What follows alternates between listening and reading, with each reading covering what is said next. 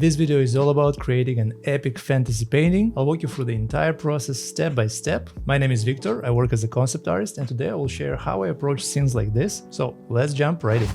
For this particular scene, since we're dealing with a man-made structure, a castle, I figured we should start with a simple two-point perspective in the beginning. That's usually the easiest way to get a clean foundation, but then I decided to improve things a little bit and I added a third vanishing point way below the canvas. It's really subtle, but it gives the whole structure a little more drama. Just enough of a dynamic feel to make the angle more interesting.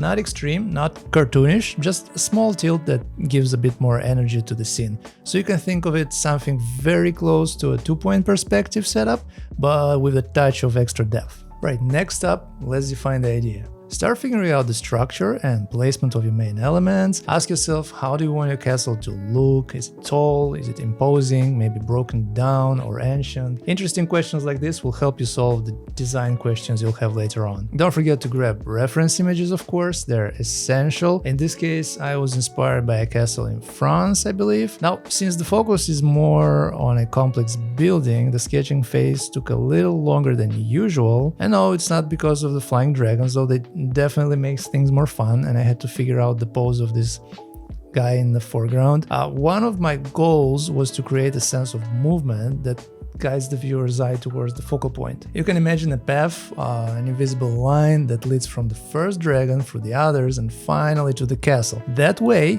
even though it's still an image, the viewers feel motion, like their eyes flying through the frame and landing right where you want it. So as you sketch, think about how your shapes guide attention. Once you're happy with your line work, it's time to block in values and hues. I always find it easiest to start with the sky and background and then move forward towards the camera. By the way, if you ever feel stuck staring at your screen, knowing what to paint but not knowing how to get there, you're not alone. A lot of artists stay trapped in that cycle, random tutorials, inconsistent results, eventually zero confidence. That's why I'm creating the Digital Painting Mastery program that changes all of that. A step-by-step system that shows you exactly how to build strong fundamentals, master lighting, values, color, and finally create artwork that you're proud of. Stop guessing and start growing as an artist. So check out the link in the description and let's move on. For this scene, I wanted a cooler atmosphere, something that feels cold but not snowy, just crisp and distant, like early morning air in a fantasy world, something like that. Now, you can go element by element and fill them with flat colors if you're unsure what color to use. Check your reference images again, they'll keep your palette grounded in reality.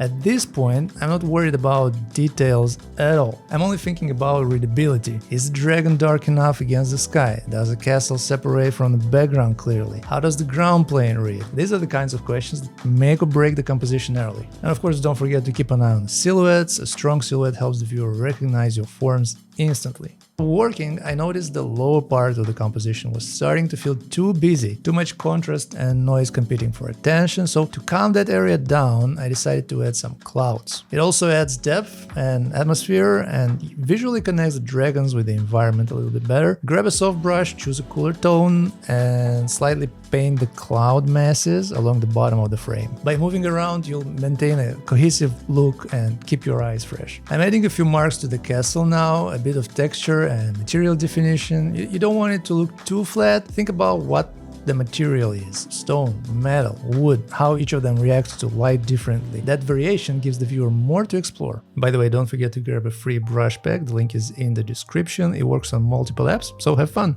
The middle ground right now looks a little pale, so I'm deepening the blues on the ground plane. I'm making it feel like we're looking over an ocean or sea behind the castle. I'm also adding texture to the sloping terrain near the base of the building. When you have an inclined plane like that, a good trick is to create the texture orthographically and then just using your transform tool to match the ground's perspective. Or you can rotate your brush horizontally to follow the plane. Both work, see which one feels more natural to you. Alright, now after that, let's move on to the dragons. Right now their shadows are just flat shapes, so we'll start giving them more definition. There is reflected light from the sky bouncing onto their underside, so add a soft blue tint maybe to those planes that turn away from the camera. That subtle reflection helps integrate them into the scene. Do the same for their wings, maybe a little more texture, a few lighter tones where the light passes through. These small touches will help define their forms and make them feel believable. At this point, the main dragon looks a bit, well, like a sausage.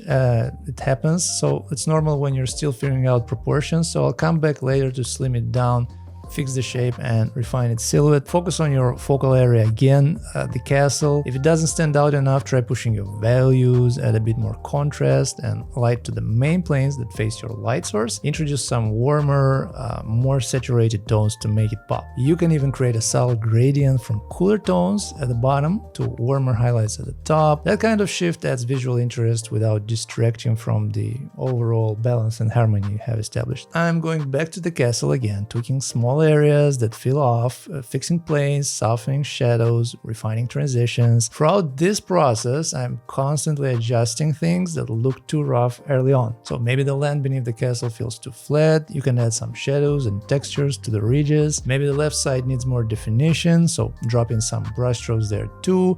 The key is to keep the entire painting developing together, not piece by piece. You always want the image to feel cohesive, one world, not separate layers.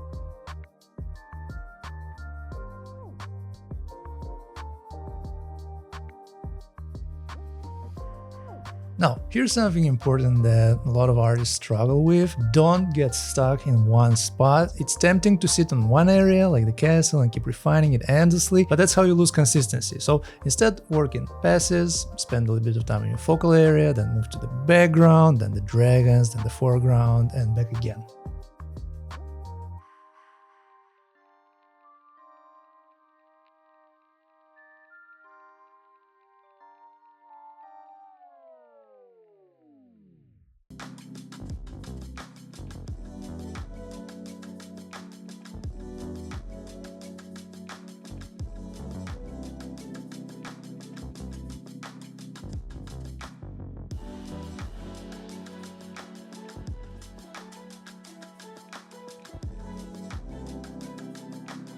While doing this, I'm also introducing lighter tones on the castle's upward facing planes. That helps show the structure more clearly and add some variation to the material. A really good habit is to check your reference photos regularly. Look at real castles, how they are built, where the wear and tear shows up, how light plays of their surfaces. A real-world reference will give you great ideas for details, believable design features, and so on.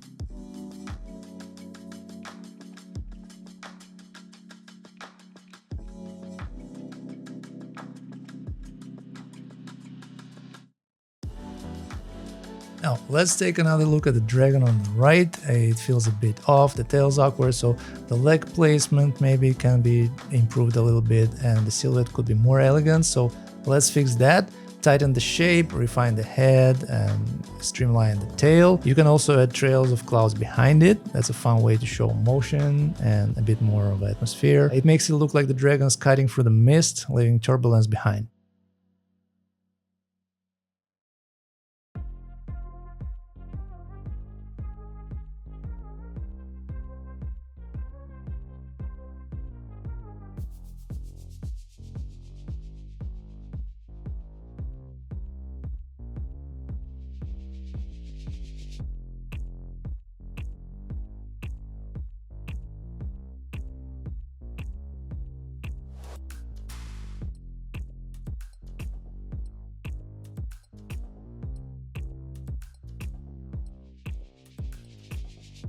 The sea behind the castle isn't dark enough, so I'll bring it down slightly just to make sure the castle silhouette stays readable. Everything about this stage is balance, pushing and pulling values, testing, correcting, refining. You want the image to feel unified and believable, so that means making sure your light direction, atmosphere, and focus all work together. Now it's really a good moment to zoom out or even flip the canvas horizontally, look at the whole painting. You can ask yourself, is this something too bright, too flat? Does the focal point hold your attention? If something feels off, adjust it now. Maybe it needs a bit more saturation, maybe your contrasts are uneven. These small tweaks at the end can completely elevate your piece. Alright, Now let's look at the final image. I've sharpened the area around the castle slightly so there's more punch and value shifts. I also added a few reddish textures to the stonework.